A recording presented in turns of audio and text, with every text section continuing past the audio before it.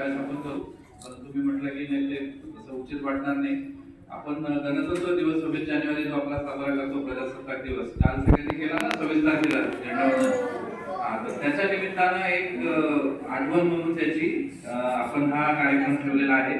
आणि अतिशय चांगला कार्यक्रम यासाठी आहे की याच्या वह्या आहेत ह्या तुम्हाला उपयोगात येणार आहेत शाळेमध्ये किंवा तुमचं जे होमवर्क असतं गृहपाठ असतो ते करण्यासाठी आणि तुमच्या अभ्यासासाठी त्याची मदत होणार आहे.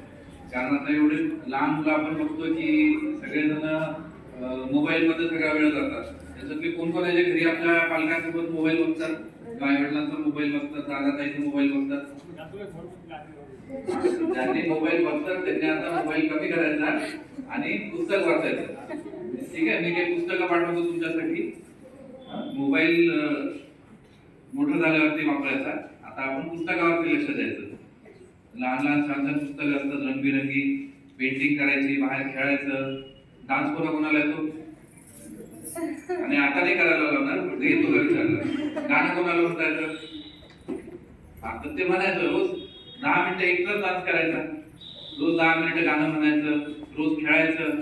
तुम्ही खेळता का? तुमच्या शाळेला चांगलं ग्राउंड आहे, रोज खेळता? रोज खेळायचं आणि खूप सगळा अभ्यास करायचा. मोबाईल वगैरे याच्या मागे न लागता अभ्यास करायचा, खूप खेळायचं, डान्स करायचा, चित्र कोणाकोणाला काढता येतं त्यांचं चित्र काढायचं. सगळ्यांनी आता एक काम करा, एका वहीमध्ये शेवटच्या पानावर एक चित्र काढा. ठीक आहे, आणि ते आपल्या मॅडमना सरांना दाखवा. ज्यांचं चित्र छान असेल त्यांना आपण अजून काहीतरी दुसरं बक्षीस देऊ. तर आता एवढं सांगतो कारण आता लहान मुलांना पण बरेचसे ठीक आहे हात खाली करा. तुमचे पण स्वप्न असतात, बऱ्याचशा तुमच्या पण मनामध्ये आशा आकांक्षा असतात. त्या सगळ्या पूर्ण करण्यासाठी शाळेमध्ये लक्ष देणं खूप आवश्यक आहे. तर शाळेमध्ये पूर्ण लक्ष द्या. सर मॅडम जे सांगतात ते ऐका. घरी पण आपले आई वडील जे सांगतात, आपले मोठे दादा ताई आजी आजोबा जे सांगतात ते सुद्धा ऐकायचं. आणि एवढं केलं तरच तुम्ही खूप मोठे व्हाल आणि काहीतरी तुम्ही आपल्या देशासाठी करू शकाल. सगळ्यांना पुन्हा एकदा शुभेच्छा आणि विशेष आभार मी जयपालजींचा मानतो. बनसोडे साहेब आहेत, चौधरी साहेब आहेत आणि सगळे आपल्या शाळेचे जे इथले स्टाफ मेंबर्स आहेत, मुख्याध्यापक असतील, सगळे शिक्षक असतील, सगळ्यांचं मनापासून आभार की आपण या उपक्रमामध्ये सहभागी झालात.